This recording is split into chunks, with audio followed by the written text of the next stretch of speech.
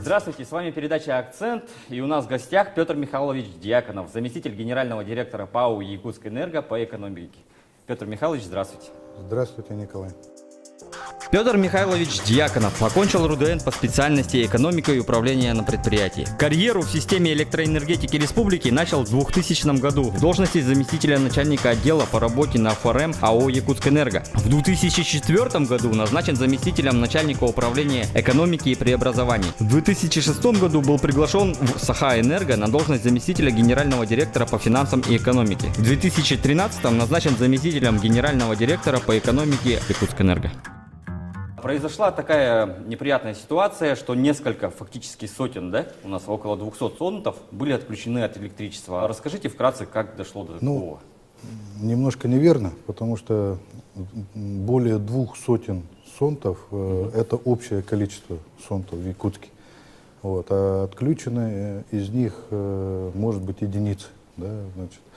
И имеют задолженность из вот этих 218 зонтов тоже не все.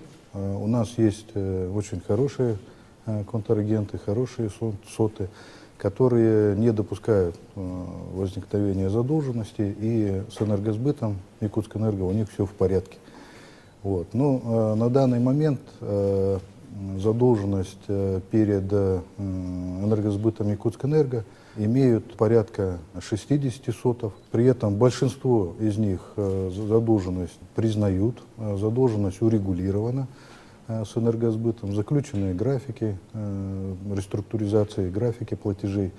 Поэтому с такими потребителями мы работаем по-партнерски, и никаких отключений в этих сотах нет. Там же, где не удается договориться, либо сотам злостно нарушается уже заключенный график по заключенному соглашению, тогда мы вынуждены прибегать к этой крайней мере. Я подчеркну, что это крайняя мера. Мы не стремимся бежать и сразу же при малейшей задолженности дергать за рубильник. Вот. Эта крайняя мера вынужденная и обычно применяется только тогда, когда мы видим, что никаких перспектив по работе с должником уже не проглядывается впереди. А какие зонты у нас наиболее, самая большая сумма долга и по количеству охвату жителей? Самый большой должник на сегодняшний день это СОТ-САТАЛ.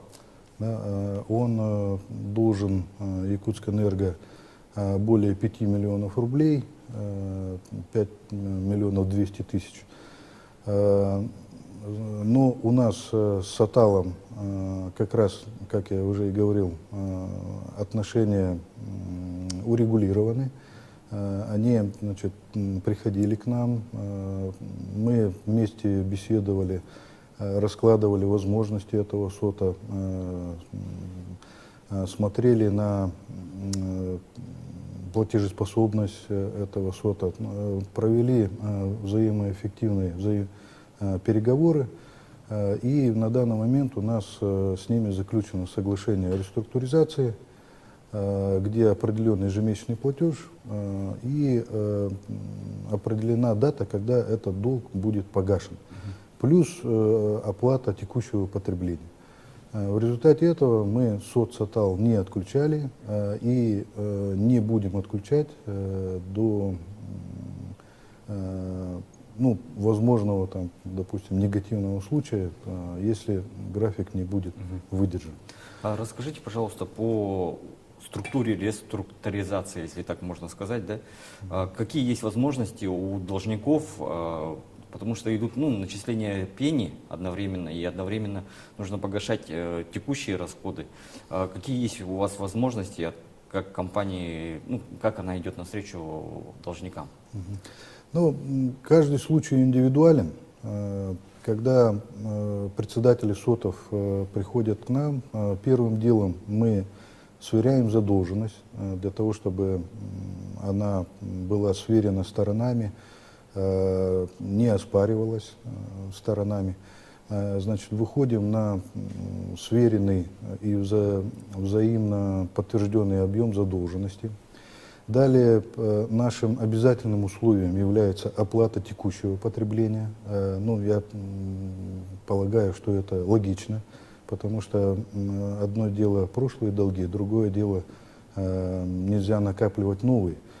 Вот, поэтому все члены СОТ и председатель должны четко понимать, что мы идем навстречу только тем СОТам, которые готовы и навести у себя порядок и показывают свое стремление к этому. Тогда, какова бы ни была сумма задолженности, мы готовы пойти навстречу. Далее мы с председателем рассматриваем те меры, которые он собирается предпринять для погашения задолженности. Здесь каждый случай индивидуален. Некоторые председатели там изыскивают какие-то, ну так в кавычках, внебюджетные, да, источники для погашения задолженности. Некоторые председатели обещают, что проведут собрание со своими членами товарищества, и они, значит, разберутся внутри. Ну, наиболее часто встречающийся случай — это председатели СОТ, они показывают нам график, как они в свою очередь будут работать со своими должниками. То есть откуда берется задолженность? Да, конечно, внутри СОТа есть злостные неплательщики, и с ними обязан работать председатель, а также все члены этого товарищества. Ведь это же крайне несправедливая ситуация, когда, значит, в СОТе есть добросовестные плательщики и есть недобросовестные. Ну так необходимо внутри СОТа тогда разбирать их, значит, на каком-то совете, вызывать их, значит, проводить там разъяснительные беседы и как крайняя мера отключать от электроснабжения решением председателя. Но вот когда мы видим вот эти, значит, мероприятия, которые собирается проводить председатель и все члены СОТа, и видим ну, реальность того графика, который за этими мероприятиями лежит, мы понимаем, что это не придуманный какой-то там надуманный очередной график для того, чтобы включили, да, а вполне реальный, тогда мы идем навстречу и заключаем соглашение. Вот вы правильно сказали, что необходимо наводить порядок. Ситуация там во многих СОТах очень разнится, да? Но в то же время есть такой определенный пункт, что отключение происходит с наступлением холодов, да? То есть многие дачники посчитали, ну не дачники, жители СОТов посчитали это ну, такой репрессивной мерой, потому что уже наступает холода и некуда деваться, да? Но есть с другой стороны, есть жители, которые ну, просто приезжают на дачу, и которые живут зимой, они говорят, почему бы не отключили в начале лета, да, когда есть, которые живут летом, чтобы им был смысл платить свои долги. Вот почему вот с наступлением холодов такой основной вопрос. Там многие как бы с детьми живут. Вот. Ну, здесь я вам скажу, что это не соответствует действительности. У нас нет никакой установки отключать именно с наступлением холодов. Это не соответствует действительности. Мы отключаем, это крайняя мера, повторюсь, да, отключаем именно в тот момент, когда нарушены условия соглашения. Это может произойти и летом, это может произойти и весной, и вообще в любой момент. Поэтому здесь никакой привязки нет к осени. Ну, может быть, как-то так получилось с каким-то СОТом, и оттуда идут волнения, да, на эту тему. Но я повторюсь, это не имеет никакой специальной привязки к сезону года. Насколько у нас вот охват по индивидуальным счетчикам, если есть такие данные? Потому что многим было бы действительно удобнее просто напрямую платить за электричество, а ну, не связываться просто с председателями и с другими. Потому что вот когда вот накапливается, да, долг, многие просто подключаются нелегально, и все равно долги растут. Ага, ну, смотрите, я объясню саму схему, да, взаимоотношений. Суд – это юридическое лицо, да, значит, это товарищество, члены которого когда-то, собравшись, решили построить себе некий дачный поселок и газифицировать его, электрифицировать и создать, ну, себе какой-то приятный уголок для времяпровождения. Да. Значит, у нас договора энергоснабжения с этими СОТами как с юридическими лицами. Ну, здесь всем членам СОТа необходимо понимать, что они являются общиной, да, общиной, товариществом.